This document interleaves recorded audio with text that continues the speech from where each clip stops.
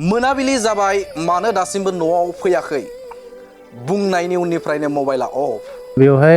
माने एसेबां गोबाव होनना बुंनायखाय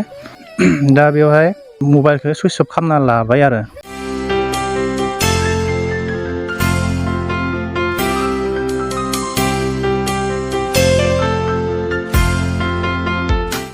गैया दासिमबो मबाइला अफसो रङियाव शपिं खालामनो थांनानै आंनि बिसिया दिनैसिम न'आव सफैफिनासै बे सुइच अफ खालामनायना दिनैसिमबो मबाइला अन गैया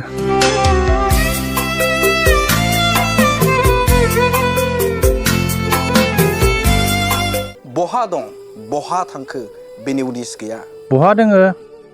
बहा थांखो कुनु उदिस गैया बेनि 11 बोसोर संसार जाबोबाय नाथाय दिनै बियो सोरजोंबा थांखोना सोरजोंबा लांखार जाखो बेनि जेबो उदिस गैया बियो सोरदोबा बबा थांदोंना ना सोरदोबा लांखार जाबाय ना मोजाङै बबा दोङो दा बेनि जेबो माबा गैया आरो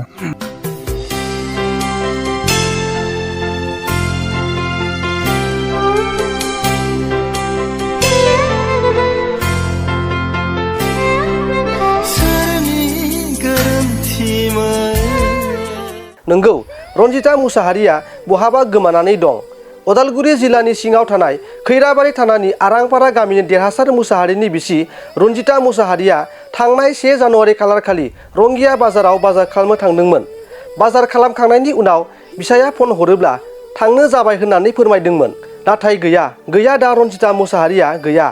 बहा थांखो बहा थाहैदों दासिमबो जेबो खबर मोनासै जेबो खबर मोनाखै होननानै फिसाया फोरमायदों रन्जिता मुसाहारिया सासे हाबा जाखानाय आरो 2 गथ' गोनांखा हिन्जाव सोरबाफोर रन्जिता मुसाहारिखौ लामा सामाफोराव आन्दायनानै थानाय नुदोंब्ला नैबे होखानाय जानबुं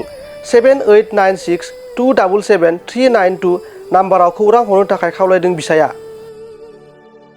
मुङा देरहासार मुसाहारि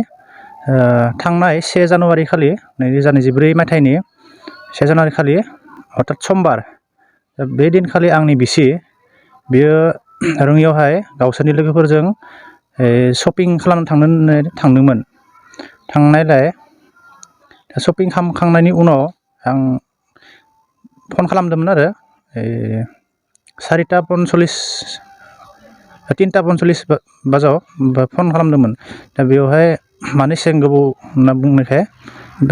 एसे रागा जोंनाय जादों आरो खानायनि गेजेराव दा बेवहाय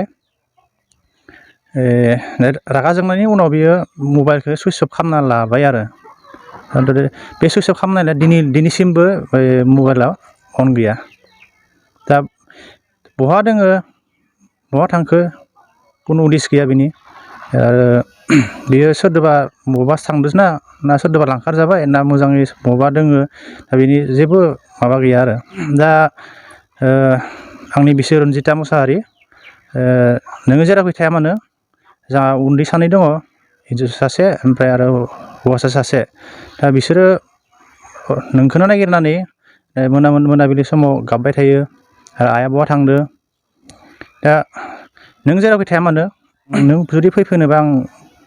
बजबना लागोन नोंखौ आरो उन्दै 2नि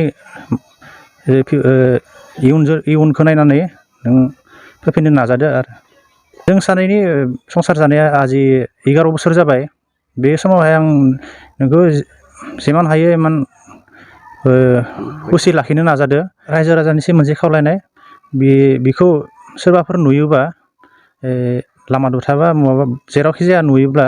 आंनि नैबे जानबुं नाम्बाराव हरनो थाखाय गुरै खावलायहरनाय जाबाय Good news for everyone. For the academic year 2024-2025, admissions to playgroup, nursery, LKG and UKG are underway at Vidyavili Kids School in Habubari, Kokrajhar.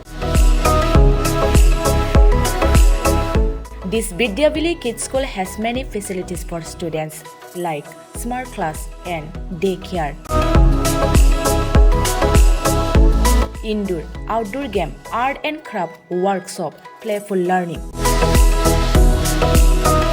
environment and dance room, modern teaching aids, audio visual room. Good teachers, student one-on-one training on one language and speech development. Experienced teachers, green knowledge.